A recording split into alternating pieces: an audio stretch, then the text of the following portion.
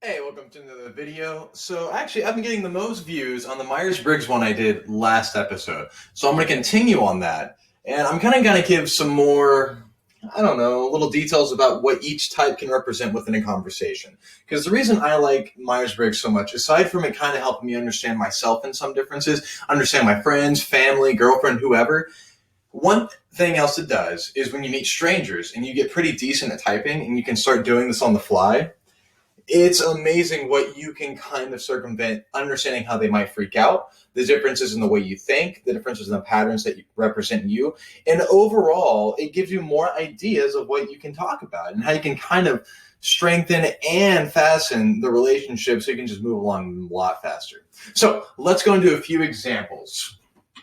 And I'll explain this through the functions because I kind of went over the functions last video, but I'll explain this a little bit more in depth here. So if you met an ENTJ, the ENTJ is the commander. Now, the ENTJ is the type of extrovert, intuitive, thinking, judging, meaning they're a very domineering person.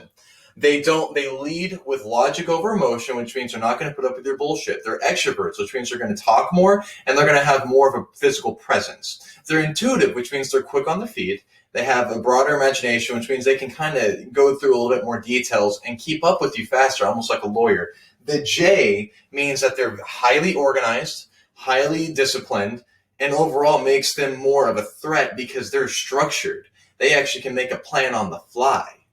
So when you mess with them, you have to realize the one trick. Their final function is introverted feeling. Now, introverted feeling as your final function usually means that most ENTJs and ESTJ, who's the other type that shares this as their final function, have the fraud syndrome. They don't think they're good enough for anything. They're always trying to prove themselves wrong. They are their own worst enemy in regards of trying to feel good about themselves. They have to constantly prove it until they reach a point, usually in their 40s or 50s, because that's when you master your final function. And when they, so before, you know what, hold on. Okay. So with that FI, the introverted feeling being last, that fraud syndrome, it makes them, like I said, try harder, to be better, to always circumvent different waters and become a much stronger person. And because of this, they kind of in a way are very insecure, but they're not. They're outwardly very confident and know what they want, but you can break them down easily if you know them well enough to find those weak points. Let's move on to the ENTP. The ENTP are very excitable. They talk about a lot of stuff. They're kind of like gigantic man-child, especially within men, and females also very childish, but very quick, love to debate, love to argue, and remember, extrovert, intuitive, thinking, perceiving. So extrovert, they love to talk. ENTPs are one of the most talkative types. They are. Intuitive, same thing. A little bit more creative, have a broader base of random knowledge that doesn't really mean anything.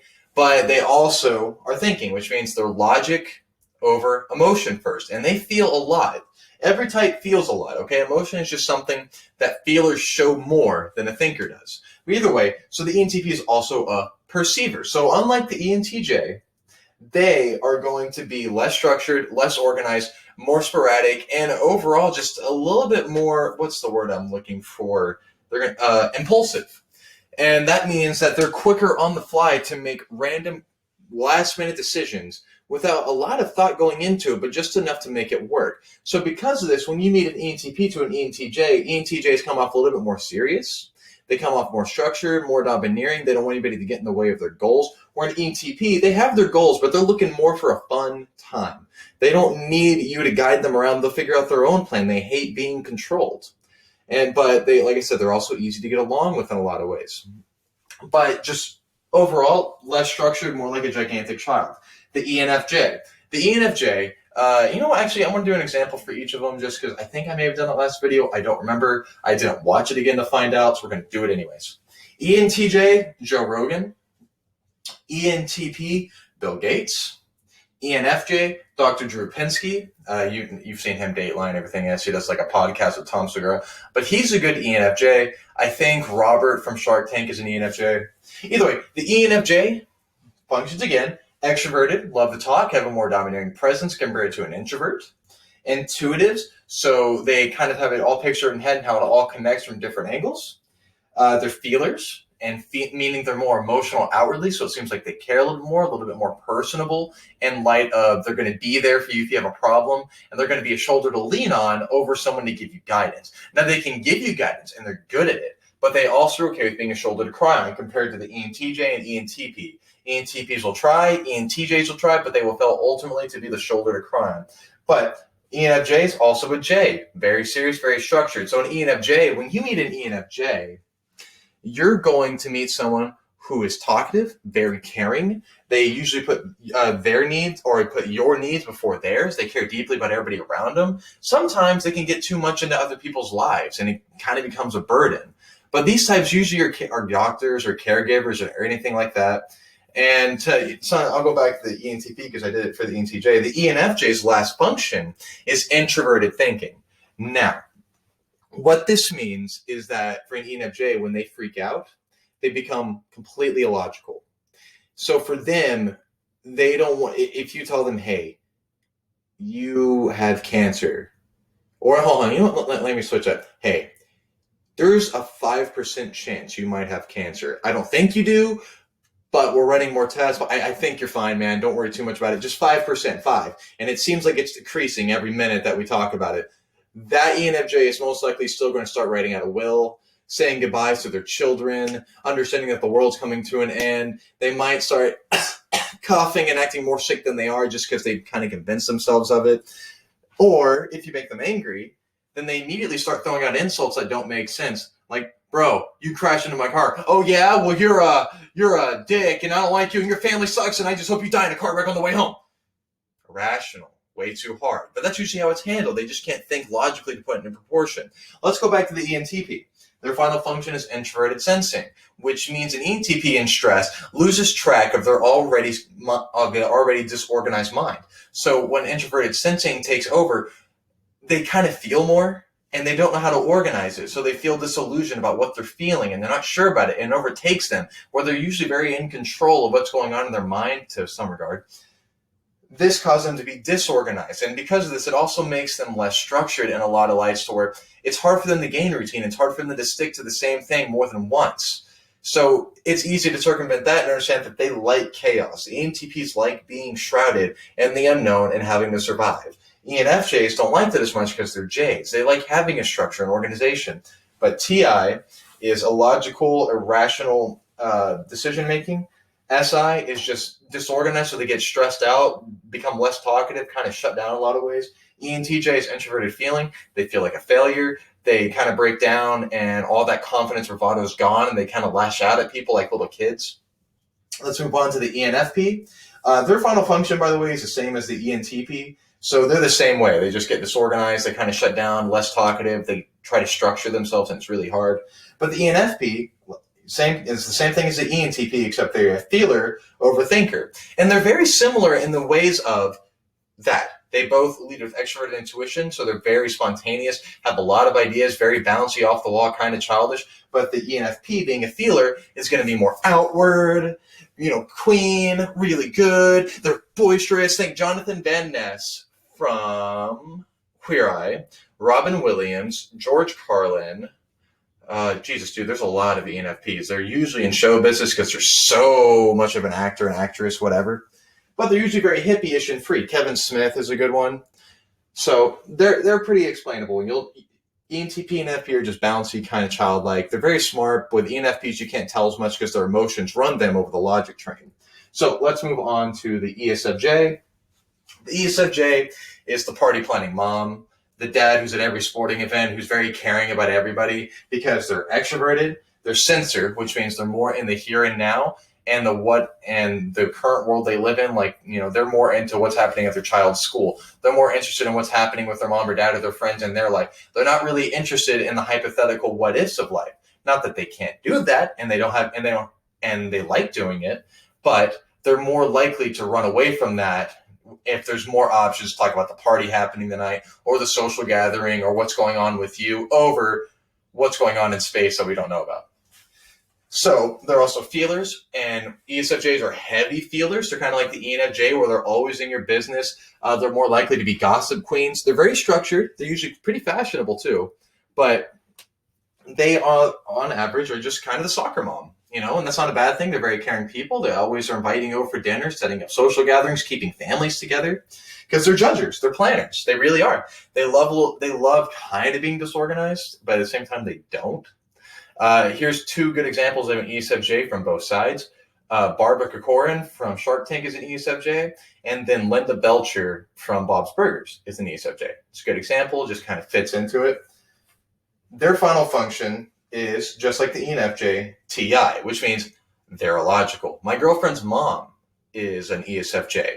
And the reason I pulled that weird example about dying for the ENFJ is it's what happened with her. She had to go in for surgery, and I don't remember what the surgery was. It was nothing major, nothing life-threatening, but because they said surgery, she freaked out, didn't know what to do, started writing a will, started thinking, oh my God, I'm going to die. I have to start prepping, started writing out what's going to be left and how she wants her funeral to go. Remember, this is surgery. They didn't even give her a statistic that she's going to die from this. She's just automatically forming this in her mind, So, move on to the ESFP. ESFPs are the entertainer. Through the functions again, they're extroverted, so bigger presence. Sensor, so more about the here and now over what if. Feeler, meaning, they feel it a lot. They're more boisterous with how they act. They express more how they feel, especially through facial animation, body language, and overall tone.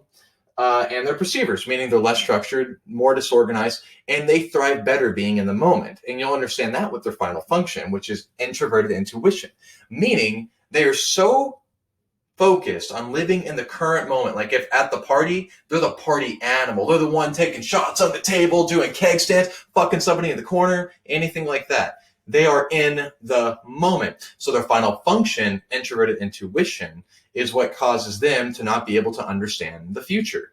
They don't think about it until it happens. Like in Friends, Joey Tribbiani from Friends is an ESFP. So when all his friends are moving away to go do their own thing and life is moving on, he didn't think about that. And now it's facing him, staring him straight in the face. And he has to deal with it. And it causes him to kind of break down and get really sad. And it's just, he didn't plan that far ahead. He only planned like maybe a year in advance, but he didn't think about all the possible outcomes. And he just wasn't ready for it. And so Joey Tribbiani is a good example of an ESFP. Another good ESFP example would be like Justin Bieber. He's kind of an unhealthy version, but getting healthier. But he's an ESFP, very extroverted, but also, kind of keeps to himself. Will Smith is an ESFP. Let's go into the ESTP. Kind of the same as ESFP, but thinker versus feeler. And these types are pretty similar, except they're a thinker, which means they're a little bit more selfish in nature instead of the feeler. Both types are kind of selfish, though. But thinkers, especially the ESTP, is more likely to make very quick-minute decisions with no thought behind it. They're the kind of dudes that go base jumping and forgot they had a parachute, or they almost die. Or that, like Travis Pastrana, I think he's an ISTP over ESTP. He's the dirt bike dude. He's one of the ones that's invented double flips, triple flips, the most backflips within like a minute. He's insane. He's the one that did nitro circuits where they're doing crazy fucking stunts. Doesn't really think about the death part, just goes for it. And that's the thinker part over feeler part. He's thinking it through, but he's not worried about the emotional impact of it. They jump from thing to thing. Their final function is also an I. Same thing as the ESFP. They don't plan for the future, hence why they make these life-threatening decisions and don't worry about the outcome. They don't focus on that far ahead. They're living in the moment, man. They're right there in the moment. Like, it's all day with them. They're just right here talking to you. If you converse with them, they're in that moment. They're not thinking in the next 5 minutes. They're listening to you. So let's move on to the ESTJ. Kind of like the ESFJ, but they're drastically different. Because they're J, so they're very structured, very organized. They're thinkers, so logic over emotion. And they're one of the big types to be logic over emotion. Sensors, they're the here and now in the moment. Extroverts, so more talkative. By the way, I forgot to give example of an ESTP. God, I don't know why I'm even struggling to think of this. There's quite a few ESTPs. Michael from Grand Theft Auto 5 is an ESTP, but I need to give you a real-world example. What is his name? I'm pretty sure. I think Travis Pastrana is an ESTP. Bam Margera is an ESTP. I don't know. I'm struggling to think of this many. They're everywhere. They're usually corporate leaders. I know. No, that's actually good examples. I can't think of many else. But ESTJ, they are more likely to be corporate figures. They're very good with numbers. They're very good with structure and organization. They're usually, like I said, CEOs. If you want a good example of an ESTJ, Kevin O'Leary from Shark Tank is Mr. ESTJ.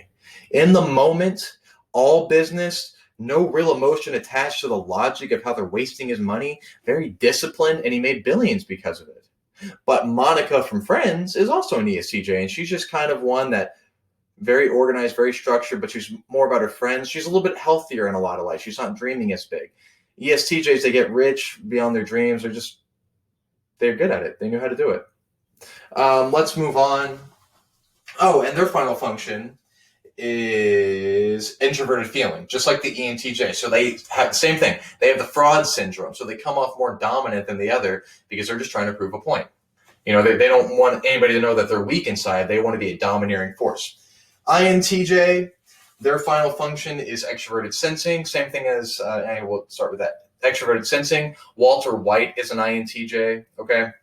And if you remember in the show, whenever something bad happens, the world kind of shuts off around him and it all kind of comes in at one. And it seems like time slows down. He can't hear anybody talking to him. He's just trapped, understanding how it's all coming together to ruin him. That's extroverted sensing, the world coming in, gathering too much because they live in their head due to the introverted intuition. So let's go through it. Introverted, they are less talkative and more within their head and more reclusive. Intuitive, we've already gone over that enough.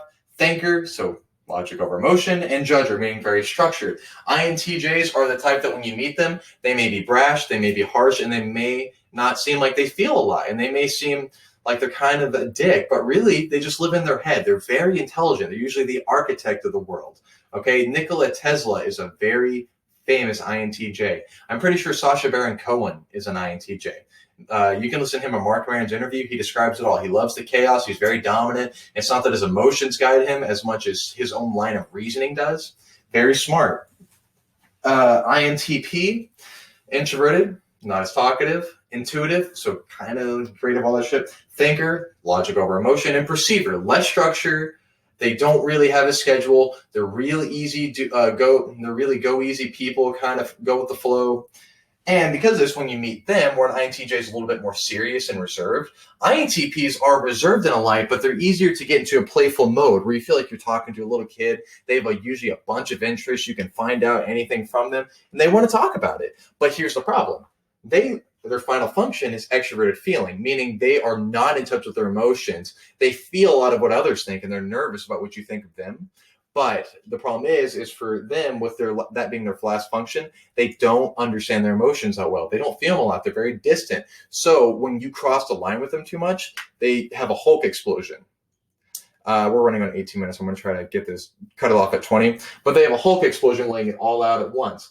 INFJ, very similar to the TJ, except they are feeler over thinker, but introverted intuition. So they feel more for other people and they give more to others than they give to themselves. One of their biggest downfalls is they never feel like they're heard. But very caring, intuitive people, they usually are great counselors. Guidance. Martin Luther King Jr. was an INFJ, was an INFJ. Very good speaker, very charismatic. J.K. Rowling of the Harry Potter series is an INFJ.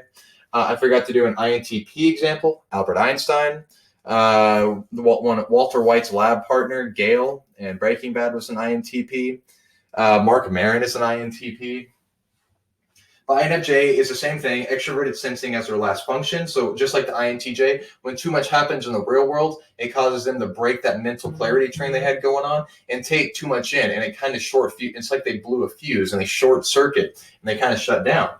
INFP, introvert, intuitive, feeler, perceiver, very free. They're usually like a nomadic hippie, kind of reclusive, but they also have a dominant personality due to introverted feeling. So they don't show what's really going on in their internal world, but let out their thoughts. So they kind of come off as domineering. But INFPs are big rappers like Tech9, Wiz Khalifa, both INFPs. If you want a different one, J.R.L. Tolkien was an INFP. Very creative, very smart, usually very talented, but they have big trust issues. And that's because their final function, which is extroverted thinking, causes them, when they get stressed out, to lose that sense of freedom they naturally gravitate towards, and they become more structured and become rigid. They quiet down and they try to get from point A to point B as quickly as possible so they can get back on track to being themselves. But usually when you meet them, they talk in kind of lyrics. They're very good with, they're very usually religious. This is just on average, not everybody. They're usually pretty religious. They have their own set of ideals and beliefs, and they kind of dominate because they speak their own mind. But it comes off with more emotion than logic. ISFJ, introverts, sensor, feeler, judger. These types are very much people pleasers. They give more to others than they do to themselves. They don't expect much. They just like to go along for the party. They're usually very sweet, very caring, very giving. And just overall, they're kind of like the quiet mom usually, or the quiet dad. You always love them, but sometimes you can't tell they're there. And then if they are really confident and talkative, then you definitely remember them because they're one of the nicest people you're ever going to meet. But their final function is extroverted intuition, which means, did I give, I give examples, which means for ISFJ, they don't deal with chaos and multiple options in front of them. Like saying, I'm going to break up with you, and I don't think there's anything you can do about it. That's too many variables, because what if you're living together? For them, they're going to shut down, because if you break up, that means that they might lose they might lose friendships they have with your friends, or the house that they live in, or maybe like they feel like 4 years is just out of nowhere gone for them. It's mind altering to them. They can't deal with it. ISFJ examples. I don't really have any good ones off the top of my head. I don't know why. There's a lot of ISFJs in the world. I'm sorry, I don't have any good examples. I think, supposedly they say Dr. Dre is one. I don't believe it, but I can't think of any. I'm so sorry. Maybe I can think of a good cartoon example. No, none right now. ISFP, so sensor, feeler, perceiver. They are usually artists, usually guitar players. When you meet them, they're very quiet, reserved. They kind of speak their mind, but they don't have a lot of tolerance for what if speak. But they're like I said, very open-minded to a lot of things, to a lot of experiences. Michael Jackson was an ISFP. Kurt Cobain was an ISFP. There's quite a few artists are ISFPs, I think.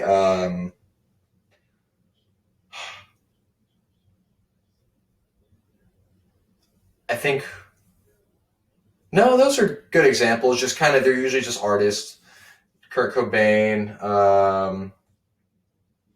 I don't know. That's enough example. But their final function, because like I said, they're artists, kind of quiet, kind of reserved, but kind of speak their mind. But at the same time, they live more in their world. They're also very caring, though. Their final function, just like the INFP, is extroverted thinking. Meaning when they're stressed out, they try to get productive to get out of this rut. They become more quiet and a little bit more irritable. Moving on to the ISTP. Love the ISTP. Just like the ESTP, they're more reserved, but they make quick-minute decisions. They're very brave, and they're usually really good at sports, okay? Why? Because sensor, they're in the moment. They're introverted, so it's more about figuring out in their head with that TI. They're thinkers, so logic over emotion, so they're not feeling much of it, so they don't get as scared as you. They're just thinking through it, and then they do it. Perceiver, meaning less structure and more freedom. More freedom to just make a quick-minute choice. ISTP, Tony Hawk, Rodney Mullen, both skaters. Another good ISTP, a lot of mechanics are ISTPs. I don't know why I'm having such trouble thinking of multiple examples. It's weird because there's quite a few ISTPs out there there's a lot. Ashton Kutcher supposedly is one. I think he's an ESTP, but I could be wrong. But ISTPs are just more reserved, more in the moment, and more focused to get it done. And they just like having the freedom to do it. And they're usually masters of their environment. But remember, Rodney Mullen and Tony Hawk, just kind of regular skaters. I think Travis Pastrana is an ISTP. I think Mark Cuban is an ISTP. And their final function is also extroverted feeling. So just like the INTP, they're very easygoing. They're not really attached to their emotions. And so when they blow up, the Hulk syndrome, it comes out, and usually just like the INTP, it's a very logical argument. They come out with all this shit that they've been repressing and holding in. They let it out. It's like a fucking boom, man. You know what I'm saying? And so it hurts. But usually very quiet people, but can also be really talkative. They enjoy talking about whatever, especially it relates to their interests. Very honest. And so you kind of know them because they're kind of people you gravitate towards. They seem like they have their shit together in a lot of ways. ISTJ. Just to get out of the way of a good example for an ISTJ, Jeff Bezos. ISTJ. That he's a simple ISTJ. Ross from Friends is kind of an ISTJ, a more exaggerated ISTJ.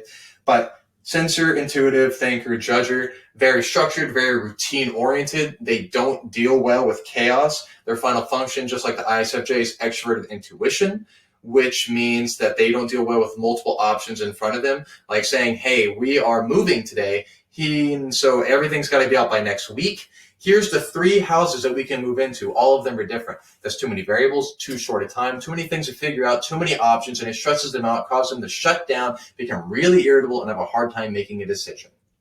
So that's the ISTJ. When you meet them, they're usually very monotone, very dry, very matter of fact. They can speak more about real life over hypotheticals. They have quite a few interests, but overall, when you meet them, you'll know them. They're very honest and very direct, but great people.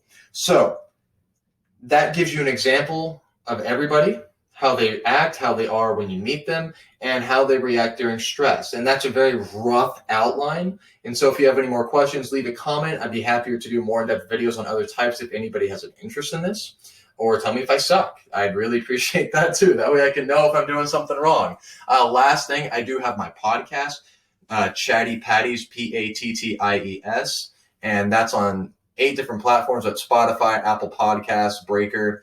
Definitely check that out. Just me sitting down, so it's a little bit calmer. Honestly, a little bit more on the rails. I don't feel like I bounce around as much. I try not to. Also, I have an email if the YouTube's not good enough to message me, chattypattiespodcast@gmail.com. Reach out there if you want to talk to me privately. Other than that, I hope you enjoy the video, and I'll catch you on the next one.